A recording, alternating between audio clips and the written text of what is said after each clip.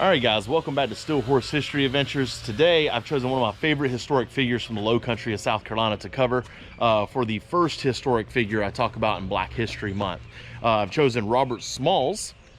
We're going to get more into his story. This is actually going to be a two-part series. I'm going to do a video about the beginning of his life and about part of the end of his life, but I'm going to cover all his Civil War happenings, or at least in depth, in a totally separate video that I'll film, and I'll put out probably about a week or so after this one hits. So where we're at today is I'm in Beaufort, South Carolina, and I've come down to the Robert Smalls house on Prince Street in Beaufort.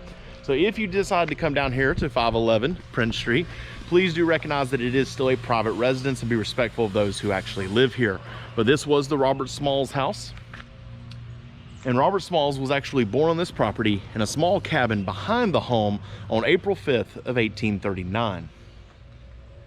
Now, in the early part of Robert Smalls' life, he was actually favored among many of the slaves because his mother, Lydia Polite, had actually become the house slave to the McKee family. Now, Henry McKee was her owner, and she had originally started off her life in the fields, but slowly worked her way into the spot of being the house slave. Now, Robert Smalls grew up with more favor, as I'd said, than the rest of the slaves, but his mother was concerned that that would mean that he would not fully understand the plight of a slave or of a field slave. So she requested that Robert Smalls, at an early age, be allowed to work in the fields and be forced to watch some of the whippings that would happen. This would at least give him a foundation of understanding what it was like to be a slave that was not favored. Now, at the age of 12 years old, Robert Smalls' mother requested that Robert Smalls be sent to Charleston, South Carolina to become a slave for hire.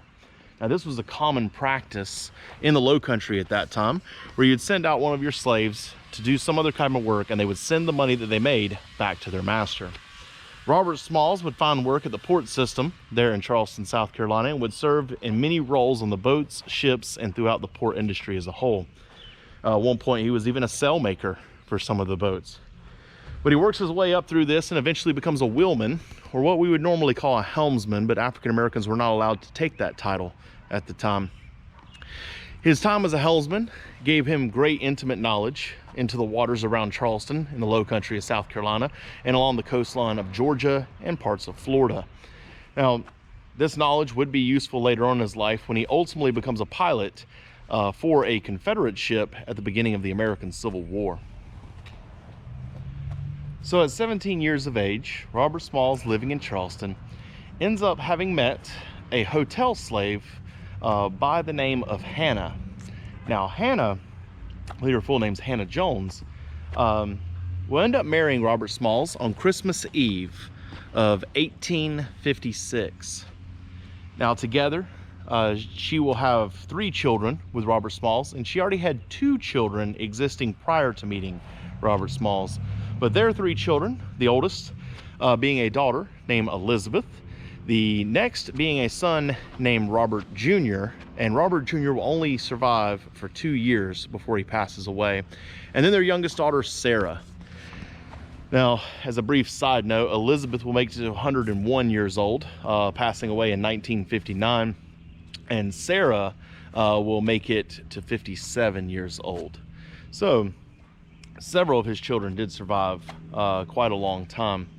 Now, Robert Smalls will have these children just prior to the American Civil War and right at the beginning of the American Civil War. I believe Sarah is actually born in 1863, so that's about halfway through. Now, Robert Smalls himself, at the time of the American Civil War beginning, will really only have Elizabeth, and Robert Jr. will be born in 1861, the year the American Civil War begins.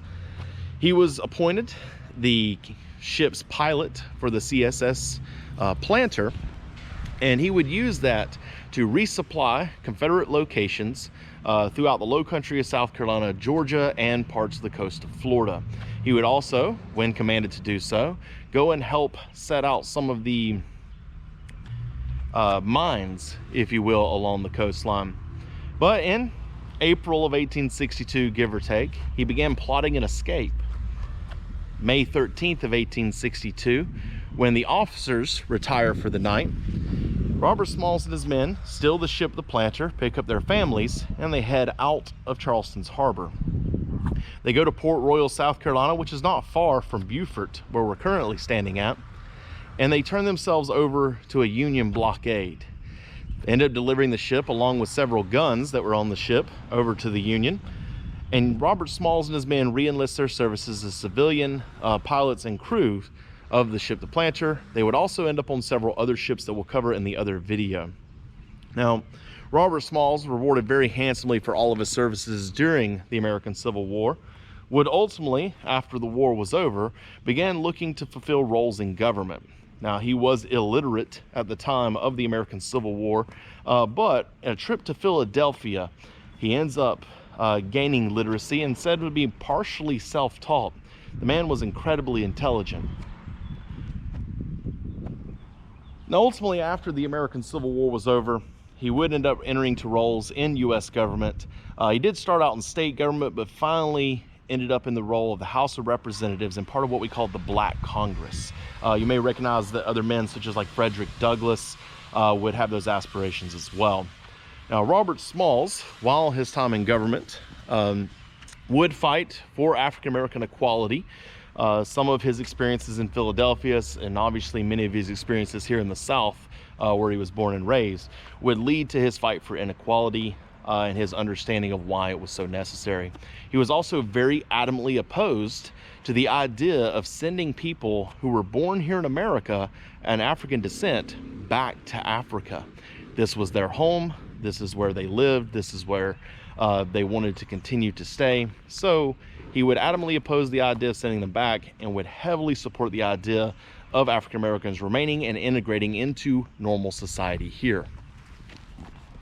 Now, one of the other areas that Robert Smalls would support while a member of government is he would actually support the founding of Parris Island, which is one of the Marine Corps training bases here in South Carolina.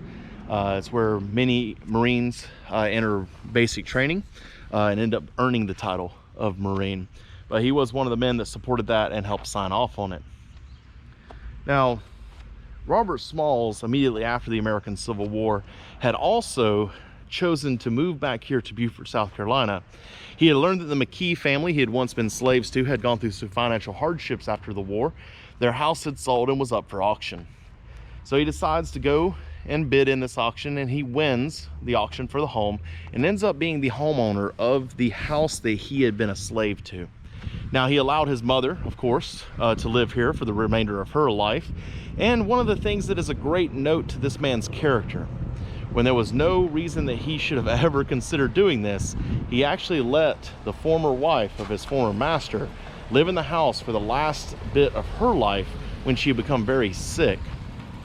Now, you can understand that's pretty important, that a man that had once been a slave to this family would actually allow one of the people he had been a slave to come back to her previous home and live here for the remainder of her life. Unfortunately for Robert Smalls, his wife Hannah would pass away on July 28th of 1883. He would not marry again until April 9th of 1890, and this time he will marry a school teacher from Charleston by the name of Anne. Together they will have one child, William Roberts Smalls. And unfortunately, Robert Smalls will lose his second wife just over 5 years later in 1895. Robert Smalls will live out the rest of his life unmarried, and he will unfortunately pass away in 1915 due to malaria and several other complications. So after the death of Robert Smalls in 1915, a lot of his legacy would continue. He, of course, was known as the first African-American pilot of the Union Navy. He would also be one of the first members of U.S. government to be African-American. He would have several things named for him: a fort outside of Pittsburgh that lasted up until the 1940s. Additionally, a school here in Beaufort, the Robert Smalls International Academy, is named for him. There is a section of highway leading into Beaufort also named for Robert Smalls. And another school in South Carolina, in Sherrill, is named for him. Now, Robert Smalls would also leave parts of his legacy in his practices, such as setting up some of the foundation for what would ultimately end up causing the fight for equality for African Americans in the civil rights movement. Of course, we already discussed his legacy with Beaufort, South Carolina. He's had several statues and monuments erected of him. The house I showed you earlier was officially placed on the National Historic Registry as the Robert Smalls House rather than the McKee House. Now, one of the monuments I'm actually here to see at the Tabernacle Baptist Church, where Robert Smalls is actually buried. So over here, we're gonna walk up and see the statue and monument here in Beaufort, South Carolina, right beside Tabernacle Baptist Church, in dedication of Robert Smalls.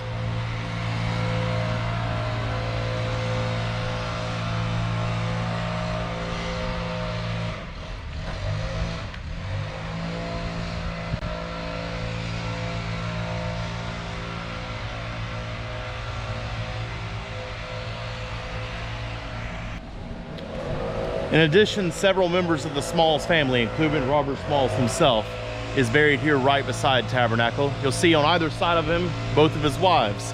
Hannah over here to this side, and Annie Wig right here to this side. Again, in my opinion, Robert Smalls is one of the most influential men to come out of the American Civil War. Throughout this video, I have briefly touched upon the impact that this man has had in U.S. history and how great of a man he truly was. I encourage you to investigate more on your own and really study the life of Robert Smalls and how his life had an impact in American culture, in American education, and of course in American government. But I hope that this video is not all that you see of Robert Smalls. I'm really hoping to see more about Robert Smalls come out, as there is very little about this great man out there and in the media today. Every now and then you'll see something circulate on Facebook with him that is semi-accurate about his life, but I really hope this encourages you to learn more about him, and stay tuned for that second video on a more in-depth study of what Robert Smalls does during the American Civil War. But guys, thank y'all for joining me down here in Beaufort, South Carolina today. I really hope you enjoyed this content and all the content that I'm putting out. As always, make sure you're hitting the like and the subscribe button. Make sure that you're sharing the videos with your friends, or share it on your Facebook page. Help me get out there and help me build this channel. I really appreciate it. And if you've watched all the way through to the very end, please let me know down in the comment section. YouTube apparently really loves when people watch the videos all the way to the end, and it marks it to them as a great video, so they start promoting it for me. So please help me out with that, you guys. And again, as I always say, check twice and save a life. You guys take care of each other.